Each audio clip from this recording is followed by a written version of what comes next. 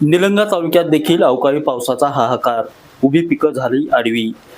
लातूर जिल्ह्यात गेल्या 2 दिवसापासून अवकाळी पावसानं जोरदार तडाखा दिलाय. जिल्ह्यातल्या निलंगा तालुक्यातील आनंद देवरी, माळेगाव, सिग्नाळ या परिसरात अवकाळी पावसाचा तडाखा आणि गारपिटीमुळे शेतकऱ्यांच्या पिकांचे अतोनात नुकसान झालंय. प्रामुख्याने गहू आणि ज्वारी या पिकावर अवकाळीचा मोठा फटका बसला असून गहू आणि ज्वारी हे पिकं आडवी होऊन मातीमोल झाली आहेत.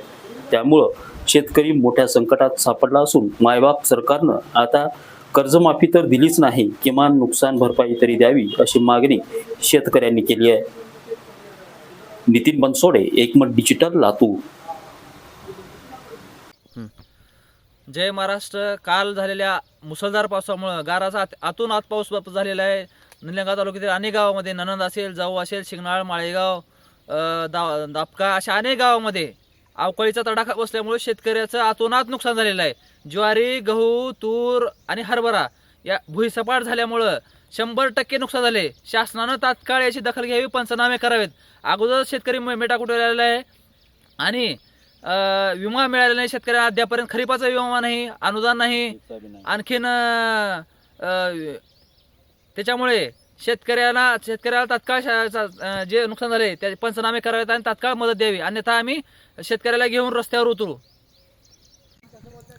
कालच्या पावसाने जे नुकसान झालेलं आहे अतोनात, ते शेतकऱ्याला माझा अर्धा एकर गहू आहे त्याची अवस्था अशी झालेली आहे. तरी शासनाने लवकरात लवकर याचे पंचनामे करावे.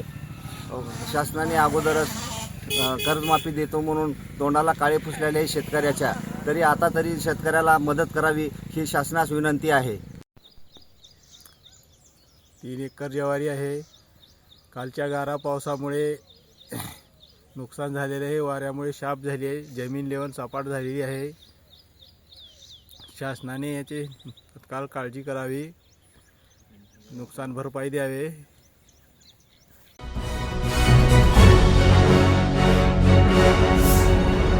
Thanks for watching Ekmat Digital.